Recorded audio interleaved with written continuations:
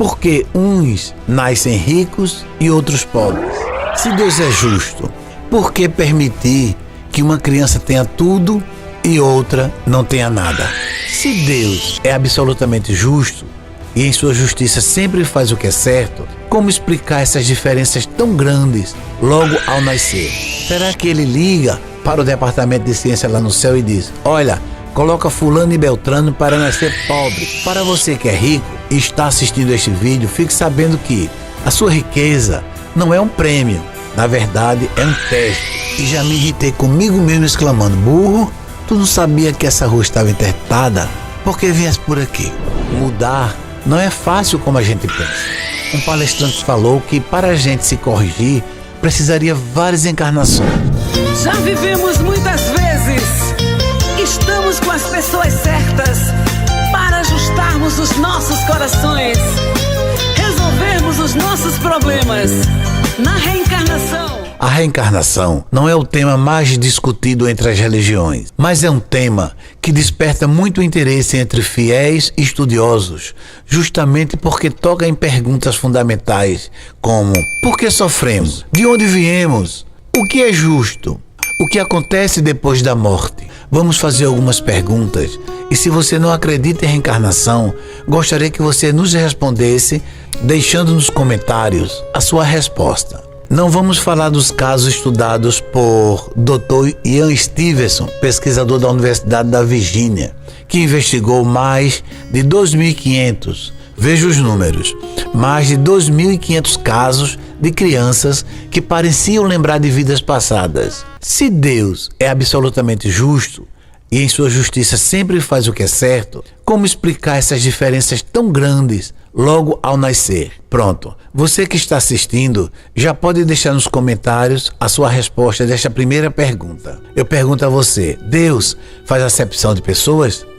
Será que ele liga para o departamento de ciência lá no céu e diz: olha, coloca fulano e beltrano para nascer pobre, agora tem que ser uma pobreza extrema, e cicrano faz ele nascer bem rico? Será que é assim?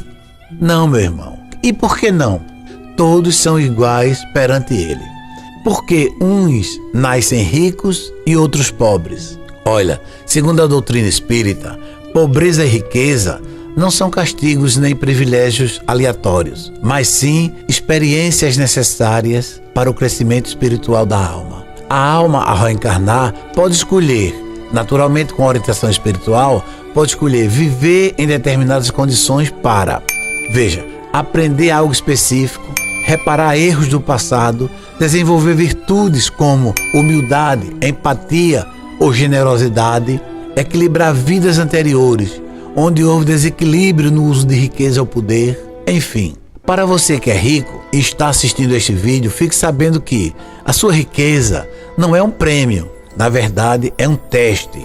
Muitas tradições espirituais dizem que ter riqueza pode ser uma prova ainda mais difícil que a pobreza. Por quê? Testa o desapego, e a maioria é apegada aos bens materiais, revela o grau de egoísmo, e a maioria é egoísta ao extremo, pode levar ao orgulho ou ao uso negativo do poder. Então, Jesus falou muito dos pobres. Se você prestar atenção, ele sempre falou dos pobres com um profundo amor, respeito e cuidado. Na verdade, os pobres, em espírito e em bens materiais, estavam no centro de sua missão. Para Jesus, os pobres não eram excluídos, eram abençoados. Por quê? Ele sabia que a pobreza trazia como aprendizado a resiliência, a fé, a humildade e a solidariedade com os que sofrem. Se Deus é justo, por que permitir que uma criança tenha tudo e outra não tenha nada? Onde está a coerência nisso? Quando uma criança nasce com uma limitação tão séria como a ausência de membros, é natural a gente se perguntar: por que Deus permite isso? É nessa hora que você vai entender a razão da reencarnação. Deus não poderia ser bom para um e ser ruim para outro. Então esse tipo de situação pode estar relacionado à lei de causa e efeito, mas com muita compaixão e não como punição. Não, meu irmão, a reencarnação não é um castigo, mas sim uma oportunidade. A reencarnação não serve para castigar, e sim para educar e restaurar o equilíbrio da alma. Quando uma criança nasce em uma situação física, essa condição pode ter algumas razões espirituais possíveis, como por exemplo, resgate de ações do passado, onde a pessoa abusou do próprio corpo ou do corpo de outros, e agora passa por uma experiência que ajuda a desenvolver respeito, sensibilidade e humildade. Isso também pode ter sido uma escolha da própria alma, como forma de acelerar seu crescimento ou despertar virtudes como resiliência, amor próprio e superação. No Espiritismo, como ensinado por Allan Kardec, karma não é punição, é educação da alma. Criança prodígio são um dos exemplos mais claros da existência de vidas anteriores.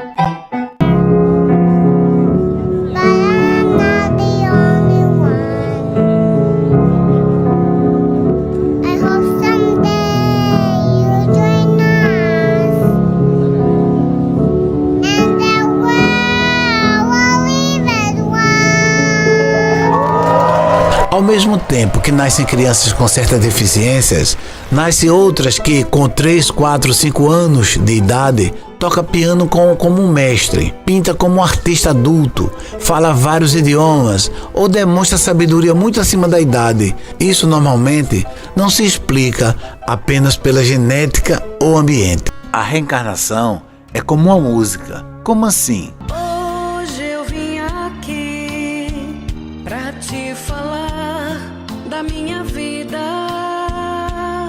A música que você ouve, que você acha linda, acha maravilhosa, a música que você dança e até canta com ela, essa mesma música, ela é dividida em 3 elementos fundamentais. Jesus, tudo que eu tenho. A primeira, que é melodia, é a alma da música, aquilo que podemos cantar ou assobiar. Ritmo, o ritmo é o coração pulsante da música. Ele organiza o tempo, define um compasso e dá movimento à melodia. E a harmonia? A harmonia é o pano de fundo que dá cor e profundidade à melodia. Da mesma forma, é o ser humano. O ser humano é composto por 3 partes fundamentais: o corpo físico, o perispírito e o espírito. Essa visão nos convida a enxergar a vida para além da matéria. No centro de tudo está o espírito. Então, o que renasce é exatamente o espírito, a parte inteligente do ser humano. Tá vendo porque Jesus falou: ninguém pode ver a Deus se não nascer de novo. A reencarnação é a maior prova de amor e perdão que Deus dispensa às suas criaturas, dando aos seus filhos a oportunidade de retornar e completar as tarefas que foram negligenciadas ou interrompidas, até que se encontrem num estágio que não necessitem mais dessas experiências depuradoras e retificadoras. Certa vez, um palestrante falou que para a gente se corrigir, precisaria várias encarnações. Recentemente eu tive uma experiência que me convenceu. Mudar não é fácil como a gente pensa. A cidade em que eu moro estava em festa e o prefeito colocou em diversas ruas palanques onde seriam realizados determinados eventos. O problema é que numa dessas ruas era exatamente onde eu passava para levar meu neto na escola. Então, às 7 horas da manhã, segui meu caminho conforme todos os dias e ao entrar numa determinada rua, lá estava o tal palanque impedindo de passar. Fiquei inconformado, mas dei meia volta e procurei outra rota para chegar à escola. Quando deu a hora de buscar meu neto, segui o mesmo caminho de sempre, porque afinal esse percurso eu já fazia há anos.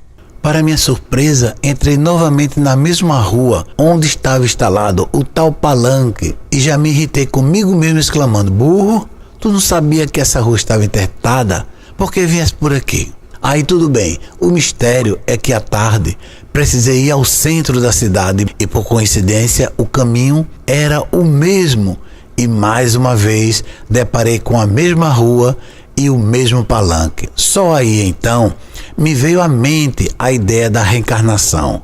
Concluí que não é fácil a gente mudar nossos costumes e nosso aprendizado. Por mais que você saiba que isso ou aquilo é certo, o seu eu vai sempre repetir, até mesmo por questão de hábito. O exemplo, claro, é o ladrão. Rouba, passa vários anos preso, sofrendo, e quando sai da prisão, a primeira oportunidade, ele rouba novamente. Mudar não é fácil como a gente pensa.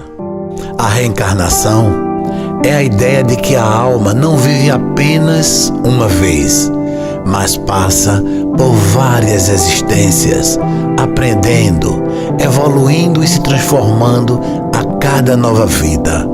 Cada experiência, cada desafio, cada encontro tem um propósito maior, que é o crescimento espiritual. Entender a reencarnação é perceber que a vida não termina com a morte, mas continua oferecendo novas oportunidades de começar, corrigir erros, desenvolver virtudes e caminhar rumo à sabedoria e ao amor.